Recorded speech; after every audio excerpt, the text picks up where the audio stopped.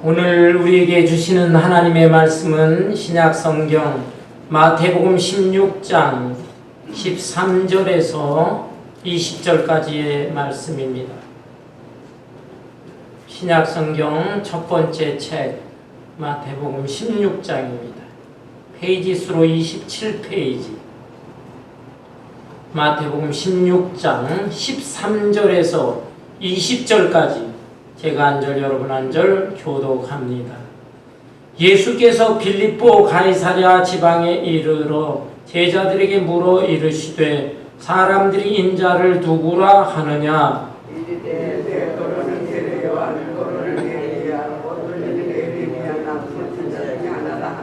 이르시되 너희는 나를 누구라 하느냐? 시몬 베드로가 대답하여 주는 그리스도시요 살아계신 하나님의 아들이시냐. 예수께서 대답하여 이르시되 바요나 시몬아 내가 복이 있도다. 이를 내게 알게 하니는 혈육이 아니요 하늘에 계신 내 아버지시니라. 또 내가 내게 이르노니 너는 베드로라. 내가 이 반석에 길을 세우니 공부에서 내가 이기지. 내가 천국 열쇠를 내게 주리니 내가 땅에서 무엇이든지 매면 하늘에서도 매일 것이요 내가 땅에서 무엇이든지 풀면 하늘에서도 풀리리라 하시고 이에 제자들에게 경고하사 자기가 그리스도인 것을 아무에게도 이르지 말라 하시니라. 아멘. 아멘. 예, 오늘은 우리 오렌지 카운티 한미교회가 창립 38주년을 맞는 교회의 생일입니다. 먼저 여기까지 오랜 세월 올 수 있도록 인도하신 하나님께 감사와 영광을 돌립니다. 아울러서 또 한편으로는 부끄럽고 또 죄송한 마음도 없지 않아 있습니다. 오랜 역사를 지내오면서 이민교회의 특성상 어려움이 있기는 하지만 숫자적으로 우리가 부흥하고 성장하지 못했습니다. 근래에는 또 코로나를 비롯해서 몇 가지 악재가 겹치면서 숫자적으로는 너무 연약한 모습을 보이고 있습니다. 그렇지만 우리가 다시금 믿음을 굳세게 하고 또 서로 사랑하고 또 주님을 위해서 하늘에 떨어져 죽는 미랄의 심정으로 헌신을 다짐하고 충성한다면 하나님께서 우리 주님이 피로 값을 치르고 세우신 교회이기 때문에 우리 교회를 다시 한번 놀라운 모습으로 부흥 성장시켜 주실 줄로 믿습니다. 오늘 본문 말씀은 예수님께서 교회에 관해서 하신 말씀입니다. 예수님이 직접적으로 교회에 관해서 언급하신 유명한 말씀입니다. 예수님은 반석 위에 교회를 세우겠노라 말씀하셨어요. 반석 위에 교회를 세웠다라고 할 때 이 반석이 무슨 뜻입니까? 반석, 이것은 큰 바위를 말합니다. 예수님은 모래 위에 교회를 세우신다고 하지 않았어요. 바위 위에 교회를 세우겠노라. 곧 비바람, 홍수가 난다 할지라도 결코 흔들리거나 무너지지 않는 그런 든든한 교회를 세우시겠다 말씀하신 것입니다. 이 반석 위에 교회를 세우겠노라 하신 이 말씀은 좀 더 구체적으로 살펴본다면 어떤 의미가 있을까요? 첫째로는 올바른 신앙 공동체 위에 교회를 세우겠다라는 뜻입니다. 본문 말씀 13절부터 보면 예수께서 빌립보 가이사랴 지방에 이르러 제자들에게 물어 이르시되 사람들이 인자를 누구라 하느냐, 이런 말씀이 나옵니다. 예수님께서 십자가의 죽음을 얼마 앞두고 사랑하는 제자들과 더불어 이스라엘의 북쪽 지방으로 여행을 하시게 되었습니다. 그런데 그 북쪽 지방에 빌립보 가이사랴 빌립보라는 도시가 있었습니다. 이 도시는 헤롯 왕이 로마 제국의 최고인 로마 황제를 높이기 위해서 세운 도시였습니다. 성경에 보면 헤롯이라고 하는 사람이 여러 사람 등장하는데 이 당시에 헤롯 왕은 헤롯 빌립이었어요. 헤롯 빌립이라고 하는 왕이었어요. 그리고 황제는 가이사랴 티베리우스인데 이 헤롯 빌립이 이 도시를 세우면서 자기의 이름 빌립이라고 하는 이름과 가이사라는 것은 황제라는 뜻입니다.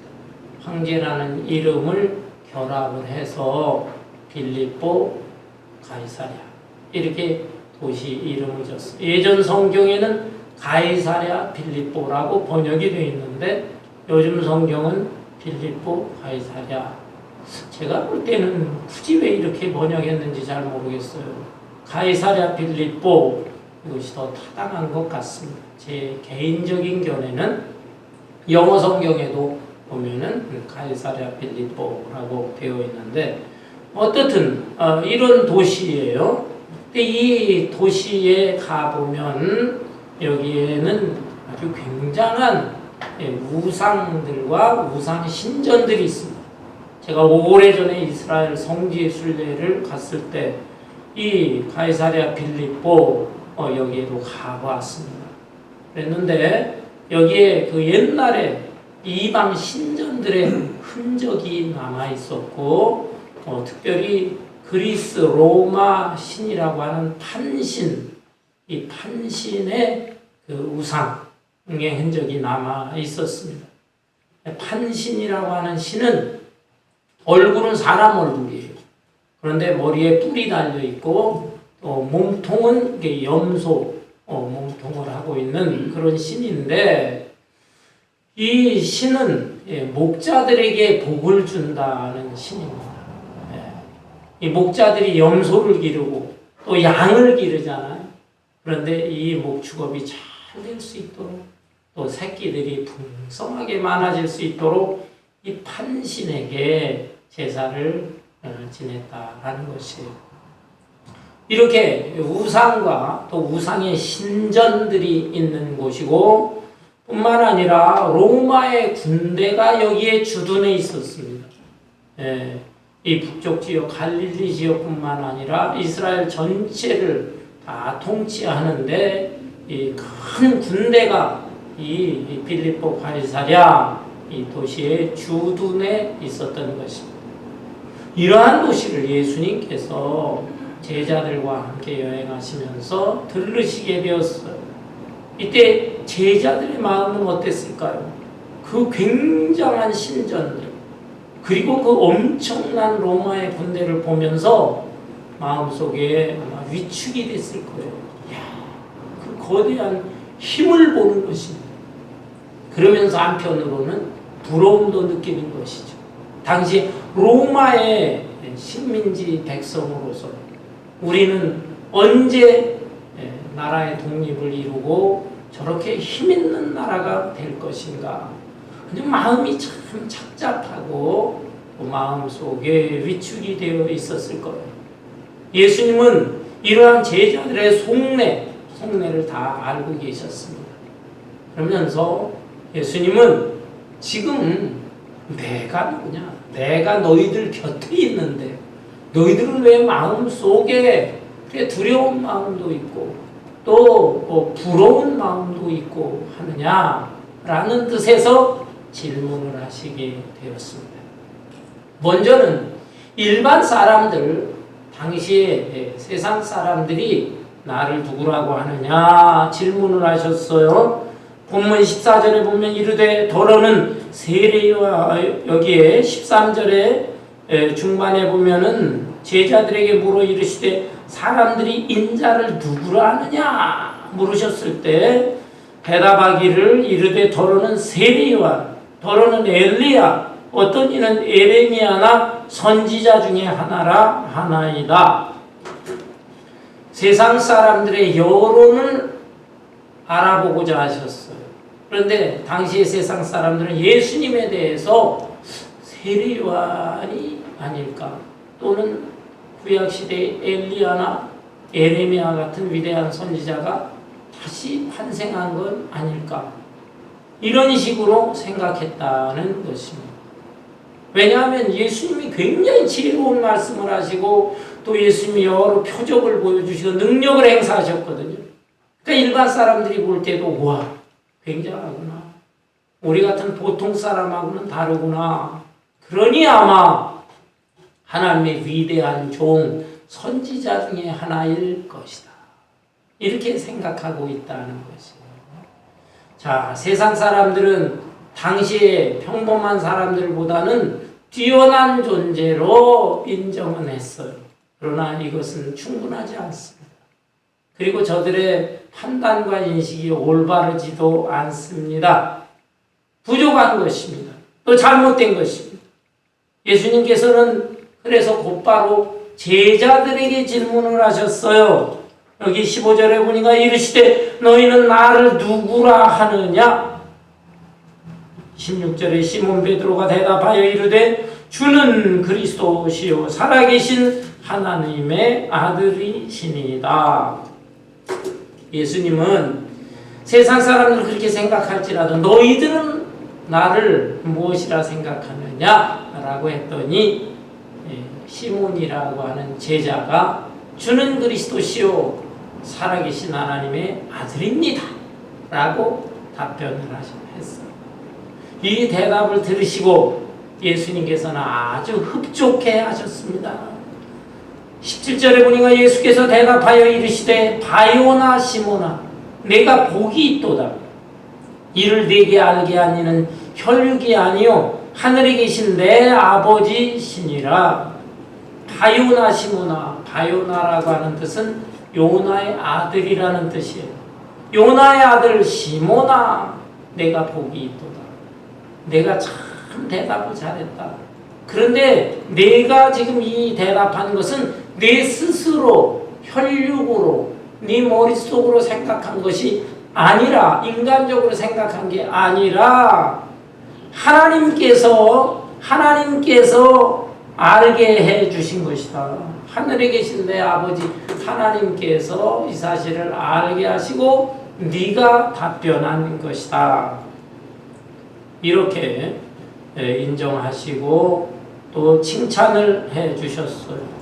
그러면서 18절에 보니까 또 내가 네게 이르노니 너는 베드로라. 내가 이 반석 위에 내 교회를 세우리니 음부의 권세가 이기지 못하리라. 여러분, 우리는 이 사람이 베드로라는 것을 알고 있어요. 그런데 베드로의 원래 이름은 시몬입니다. 시몬. 히브리 시몬. 베드로는 헬라어예요. 예수님께서 시몬의 신앙 고백 답변을 들으시고 너무 흡족해 하셔서 내가 너에게 새로운 이름을 주겠노라. 너는 이제부터 반석이라 하리라.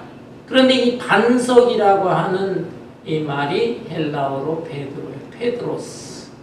그래서 이 시몬은 이때부터 새로운 이름 베드로라는 이름을 갖게 된 것입니다. 그런데 예수님이 이 반석 위에 내 교회를 세우리라 했어요. 여기에서 이 반석은 도대체 무엇을 의미하는 것일까요? 베드로라 이 말이죠. 베드로. 왜냐하면 이 시몬의 답변을 들으시고 시몬에게 새로운 이름, 내가 베드로라는 이름을 주겠다. 베드로가 반석. 그런데 이 반석 위에 내 교회를 세우리라. 그러니까 이 고백은, 이 반석은 베드로가 아니냐라는 것입니다. 그런데 이 구절에 대한 해석에 큰 차이가 있어요. 캐톨릭, 천주교에서는 베드로 자신이다라는 것입니다.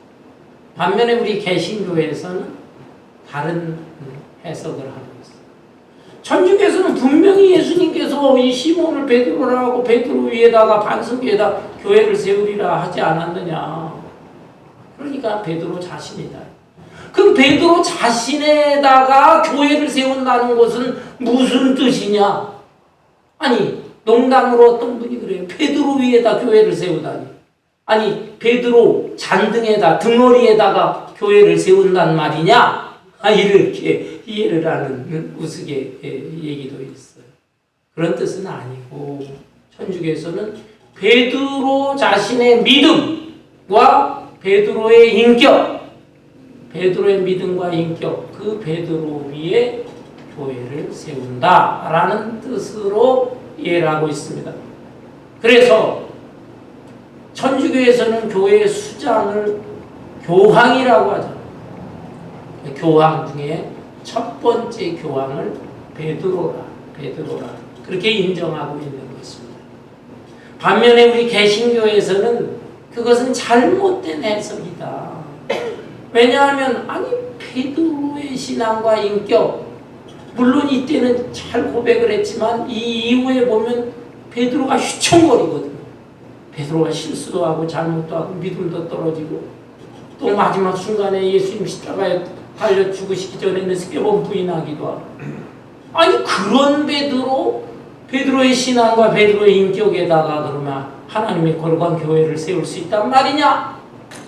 우리는 그래서 그런 해석을 취하지 않습니다.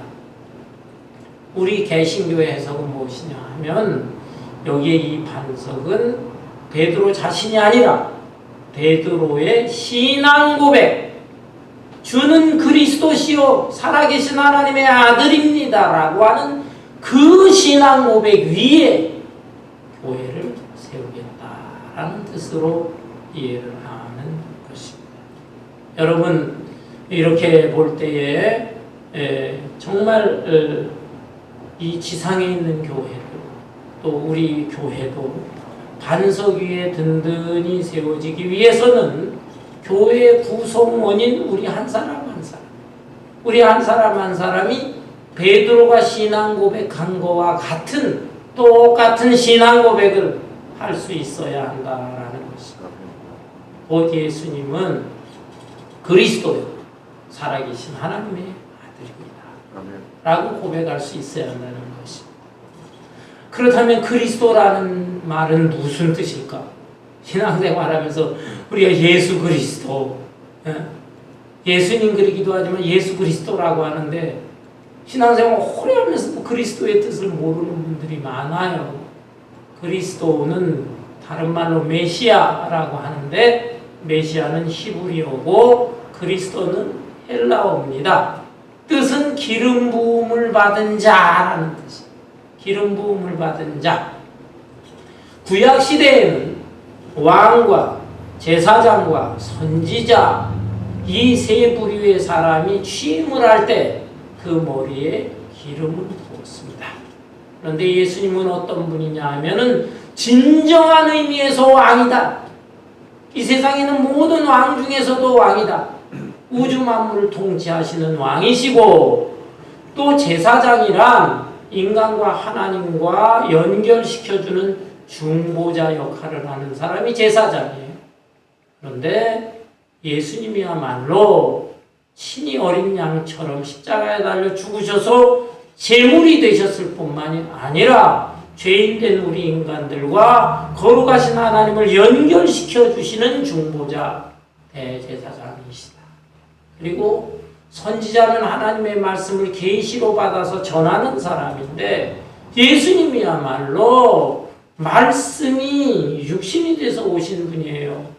그래서 하나님의 말씀을 받아서 전할 뿐만이 아니라 예수님 자신이 또한 말씀이요 말씀의 선지자인 것입니다. 따라서 예수님은 그야말로 왕이시오 제사장이시오 선지자이신 그리스도다. 이 말은 다시 말하면 구원자이시다.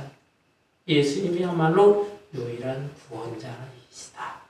그래서 우리는 예수님을 구원자라고 고백을 해야 되는 것이고 또한 하나님의 아들입니다. 살아계신 하나님의 아들입니다.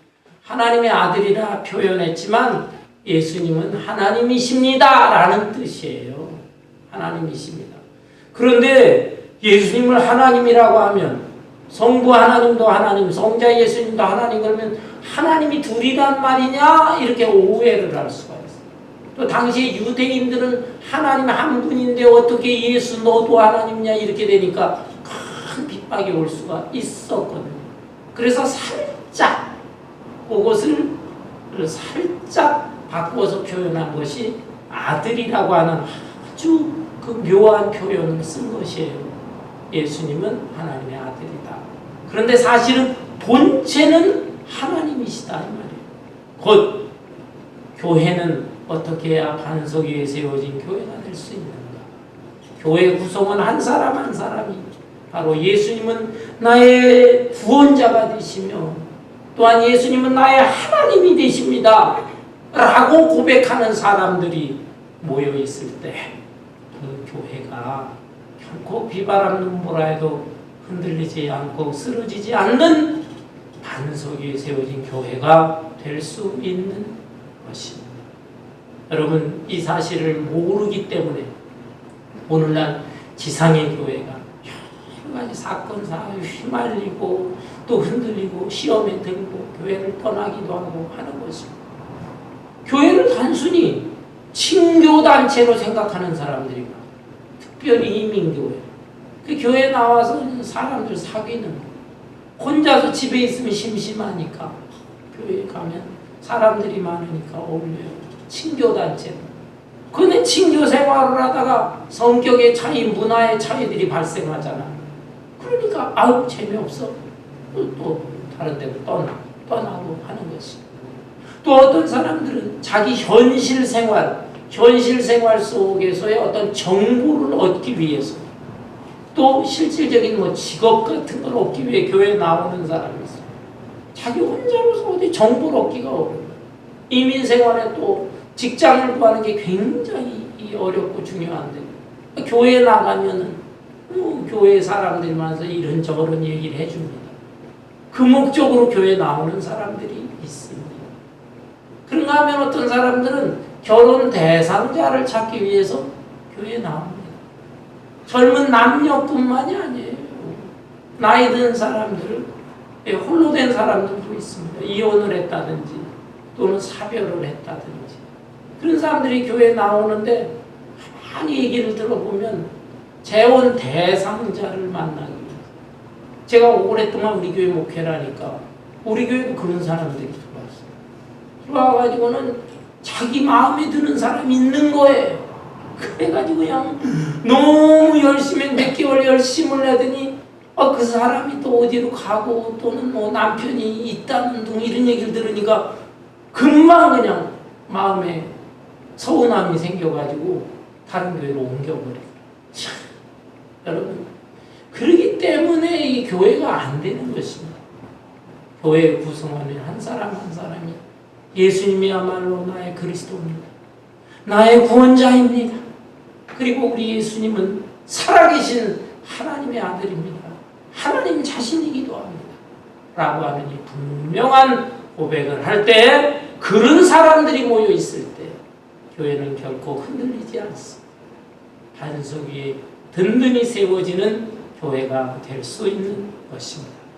두 번째로 반석 위에 세워진 교회라는 뜻은 음부의 권세가 해할 수 없는 교회를 말합니다. 음부의 권세가 해할 수 없다. 18절을 다시 보면 또 내가 네게 이르노니 너는 베드로라. 내가 이 반석 위에 내 교회를 세우리니 음부의 권세가 이기지 못하리라. 여기에서 음부의 권세라는 것은 죽음의 권세를 말합니다. 죽음. 그리고 여기에 음부는 사탄의 세력을 상징하기도 합니다. 사탄은 교회를 싫어합니다. 왜냐하면 교회는 우리 예수님께서 세우신 기관이기 때문에 사탄은 어떠한 방법을 통해서라도 교회를 쓰러뜨리려고 하는 것입니다. 교회의 2000년 역사를 보세요. 교회 초기에는 이 로마의 핍박이 굉장히 심했습니다. 당시에 로마에는 많은 신들을 섬기고요. 또 로마의 황제가 살아계신 하나님이다, 살아계신 신이다, 이렇게 믿었습니다. 그런데 우리 기독교인들은 말도 안 되는 소리, 어떻게 황제가 신이란 말이냐, 그걸 거부하다 보니까 엄청난 핍박을 받는 것입니다. 붙잡혀서 불에 던져 화형에 처해지기도 하고요. 또 원형 경기장에 던져져서 짐승을 풀어놓아서 경기장에서 싸우다가 짐승에게 잡혀 먹히기도 하고, 또한 십자가에 매달려 죽기도 하고, 이렇게 정말 끔찍하고 기가 막힌 핍박과 박해를 받아왔어요. 그리고 교회 역사가 좀 흐르면서 이번에는 또 이슬람이나 타종교의 핍박을 받고 또 전쟁을 많이 하기도 했어요. 고통을 많이 받았어요. 그러다가 근세기에 와서는 히틀러 같은 독재자, 히틀러가 유대인을 600만을 죽였다고 하는데 유대인만 죽인 게 아닙니다. 그때 크리스찬들도 엄청나게 많은 사람들이 죽음을 당했어요. 그리고 저 소련의 스탈린을 비롯해서 북한의 김일성, 이 공산주의 무신론자들이 기독교인들을 또 어마어마하게 핍박하고 박해를 했습니다. 그렇지만 여러분, 교회는 그 사탄의 그 권세로 인해서 교회를 쓰러뜨리려고 했지만 결코 없어지지 않았어요. 끈질긴 생명력을 가지고 2000년의 역사를 이어져 왔을 뿐만 아니라 놀랍게도 이 교회는 흥왕해서 전 세계로 뻗어나가면서 오늘날 하나님의 나라가 확장되게 되는 것입니다. 오늘날에는 어떻습니까? 오늘날에도 이 사탄은 아직 사탄의 최후를 맞지 않았기 때문에 마지막 발악을 해요. 마지막 기승을 부리고 있습니다. 이제는 그 술책이 아주 교묘해요. 그래서 우리 신자들에게 고난만 주는 게 아닙니다. 여러 가지 달콤한 방법으로 유혹을 하기도 합니다. 세상에 즐거움과 재미가 얼마나 많아요. 한 번 주어진 생을 사는데 왜 답답하게 교회 다니면서 또 제재를 받으면서 신앙생활하느냐. 재미와 즐거움을 마음껏 누리면서 살다가 가자. 유혹을 해서 크리스천들이 지금 얼마나 많은 교인들이 세속화되어지고 있습니다. 뿐만 아니라 교회 안에도 이단자들이 들어오네요. 그 이단자들이 막 교회를 혼란에 빠지게 하고, 또 이단자가 아닐지라도 멀쩡하게 신앙생활 하던 사람들 속에도 들어가요. 그래서 교인 간의 이 불화를 조장하는 것입니다. 어떤 때는 교역자와 장로님들 간에도 불화가 생기고, 또 교인과 교인 간의 관계도 불화가 생기고, 분쟁이 일어나고 교회가 자꾸 깨져나가는 것이. 얼마 전에 제가 이런 얘기를 들었습니다. 어느 교회 목사님인데 교회가 어렵기도 하고 자신이 하나님과의 관계를 다시 한번 정립해야 되겠다 생각을 해서 40일 금식을 한번 해야 돼요. 교회에다가 얘기를 하고 산에 올라가 기도원에서 40일 금식 기도를 하기 시작했어요. 한 20일째 됐는데 몸을 가누기가 얼마나 힘들겠습니까? 그 가운데서도 죽으면 죽으리라 기도하고 있는데 그때 목사님의 아버지가 돌아가셨어요.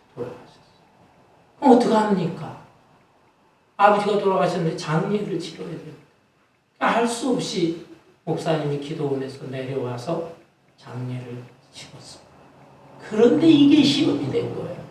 교인 중에 일부가 아니 목사가 40일 동안 금식 기도하겠다고 작정했으면 끝까지 할 것이지. 아무리 아버지가 돌아갔다고 해도 그거는 육신의 아버지인데 목사라는 사람이 말이야 그럴 수가 있어. 끝까지 그냥 사적인 생활을 접어두고 주님을 위해서 죽을 길을 쓰고 해야 될 것이지. 이런 불평이 나왔는데 그 불평에 또 동조하는 사람들이 또 생겨났네요. 그래가지고 교회가 어려움이 생겨서 너무너무 힘들고 고통스러워하는 그 목사. 목사님이 다른 원로 목사님한테 어떻게 하면 좋겠냐고 상담하는 그런 얘기를 들었어요. 야, 여러분 어떻습니까? 이걸 요 방면으로다가 또 응? 생각하는 사람들은 그게 옳다는 거예요. 그게 막 세력이 생기고 그러면서 교회가 그냥 어려운 분야. 저는 개인적으로 볼 때 그것은 사탄이 거기에 들어갔다 생각해요. 사탄의 영향을 받으면서 인간으로 그게 해결이 안 돼. 해결이.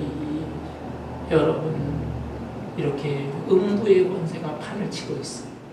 그러나 그럼에도 불구하고 우리가 정말 주님에 대한 올바른 신앙 고백을 하고 교회는 인간적인 기관이 아니라 주님께서 거룩한 보혈을 흘려서 세운 기관이다. 이것을 생각하면서 정말 주님을 섬기고 교회를 진정한 마음으로 섬기려고 한다면 주님께서 지켜주실 것입니다. 음부의 권세가 해할 수 없는 교회로 주님이 지켜 보호해 주시는 것입니다. 아울러 세 번째로 반석에 세운 교회라고 하는 것은 무슨 뜻일까? 천국 열쇠를 가진 교회다 하는 것입니다. 천국 열쇠를 가진 교회. 19절에 보니까 내가 천국 열쇠를 네게 주리니 내가 땅에서 무엇이든지 매면 하늘에서도 매일 것이요 내가 땅에서 무엇이든지 풀면 하늘에서도 풀리리라. 천국 열쇠 굉장한 말씀입니다. 여러분 주머니나 핸드백 속에 보면은 다 몇 개씩 열쇠가 있을 거예요. 자동차 키도 있을 거고 아파트나 하우스 키도 있을 거고 혹시 모르겠어요. 우리 교인들 중에 있을까요? 어떤 분들은 금고 열쇠도 있을 거고 금고 이 열쇠라고 하는 것은 그건 대단한 권위를 가지고 있는 것입니다. 왜? 다른 사람은 도저히 열 수 없는데 열쇠를 가진 사람만이 열 수가 있는 것. 굉장한 권위요 권세인 것입니다. 그러나 이 세상에 있는 어떤 열쇠보다도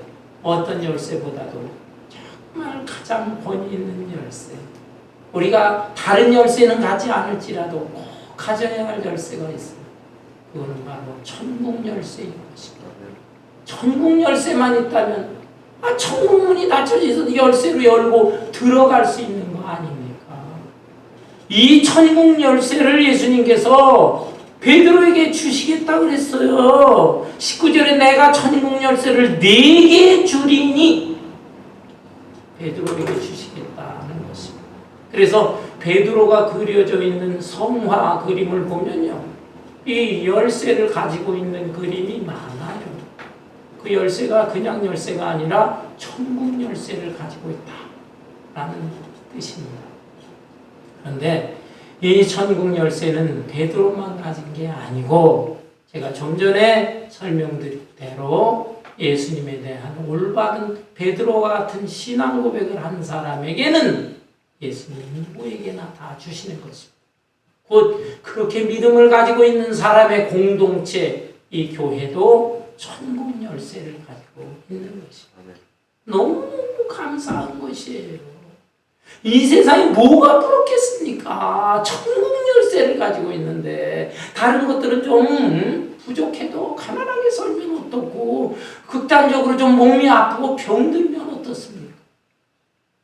우리가 시간이 지나면 천국에 들어갈 수가 있는 것이다. 아멘. 천국 열쇠를 가진 여러분 이 천국 열쇠를 가진 사람의 특징이 무엇입니까? 19절에 보니까 내가 천국 열쇠를 네게 주리니 네가 땅에서 무엇이든지 매면 하늘에서도 매일 것이요 네가 땅에서 무엇이든지 풀면 하늘에서도 풀리리라. 이게 도대체 무슨 뜻일까? 성경에 이런 구절이 여러 구절이 나옵니다. 땅에서 매면 하늘에서도 매이고 땅에서 풀면 하늘에서도 풀린다. 우선은 이 뜻은 전도, 선교와 관계가 돼 있어요. 요한계시록 3장에 보면 7절에 빌라델비아 교회의 사자에게 편지하라. 거룩하고 진실하사 다윗의 열쇠를 가지시니 곧 열면 닫을 사람이 없고 닫으면 열 사람이 없는 그가 이르시되 볼지어다 내가 내 앞에 열린 문을 두었으니 능히 닫을 사람이 없으리라 라고 되어 있습니다. 여기에 매인다 풀린다 하는 것은 열고 닫는 거와 관계가 있는 것입니다. 우리가 천국 열쇠를 가지고 있어요. 그렇지만 우리가 입을 열어서 예수 그리스도를 입으로 시인하고 뿐만 아니라 다른 사람에게 복음을 전하지 않으면 천국 문은 닫혀 있는 것입니다. 천국 문을 연다고 하는 것은 그건 내가 입으로 주님을 신앙 고백, 시인할 뿐만 아니라 다른 사람에게 복음을 전해야 되는 것입니다. 여러분, 내가 복음을 전하면 그것이 곧 천국 열쇠로 문이 열리는 거예요. 그래서 나도 들어가고 다른 사람도 들어갑니다. 그런데 내가 입을 열지 않고 복음을 전하지 않으면 천국 문은 닫혀 있는 것이고, 그래서 나도 못 들어가고 다른 사람도 못 들어가게 되는 것입니다. 이런 면에서 여러분, 전도하고 선교하는 것이 너무너무 중요한 것입니다. 아울러서 여기에 또 땅에서 매이고 하늘에서 푼다, 이 뜻은 또 무엇일까? 이거는 교회의 규범, 교회의 규칙이나 규범을 의미하기도 합니다. 여러분, 이 교회는 굉장히 그 권세 있는 기관이에요. 교회에서 결정하는 규범과 규칙, 이것이 엄청나게 중요한 것으로서 이 규범과 규칙에 순종하는 자는 하늘 문이 열려서 하늘의 복을 받고, 교회의 규범과 규칙을 어기게 되면 하늘 문이 닫힘으로 인해서 하늘의 복을 받을 수 없다라는 의미입니다. 여러분, 사도행전에 보면 이 복음이 막 흥황해가지고 유대인들뿐만 아니라 이방 사람들에게도 복음이 전해집니다. 예수님께서 말씀하신 대로 오직 성령이 너에게 임하시면 너희가 권능을 받고 예루살렘과 온 유대와 사마리아와 땅끝까지 이르러 내 증인이 되리라. 예루살렘뿐만 아니라 유대뿐만 아니라 사마리아뿐만 아니라 지금 이방 땅에 막 복음이 전해지는 거예요. 그런데 이방 땅에 이 선교를 하게 되는데 걸림돌이 생겨요. 그게 뭐냐면 할례 문제, 할례. 유대인들은 어려서부터 남자들은 다 할례를 받습니다. 그러다가 이 유대인들 중에서 예수의 복음을 듣고 기독교인이 된 사람들이 있어요. 그런데 이 사람들 중에 고집을 부리는 것입니다. 이방 사람들에게 복음을 전할지라도 이 할례만은 꼭 지키도록 해야 된다. 이방 사람들일지라도 할례는 받게 해야 된다는 거예요.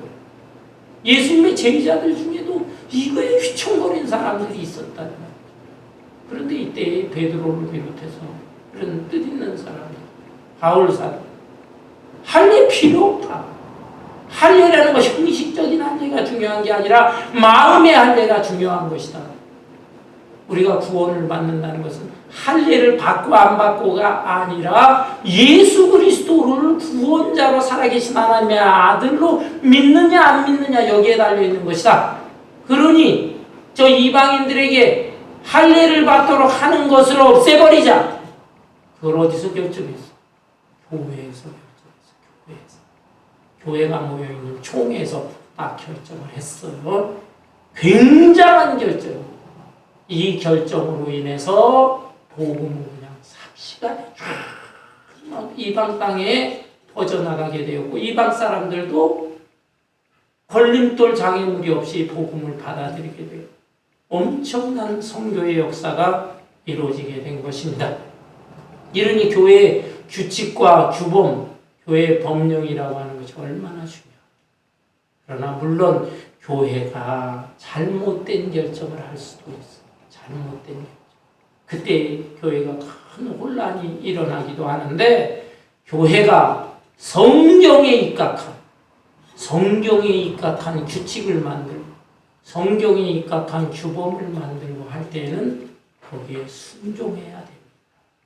그렇게 순종할 때 그것이 하늘문이 열리면서 하늘의 복을 받는 것이고, 교회가 성경에 입각해서 만들어진 규범과 규율인데도 불구하고 지키지 않게 된다면 그것은 땅에서 매이는 것이 되어서 하늘에서도 매이는 것이 되는 것이다.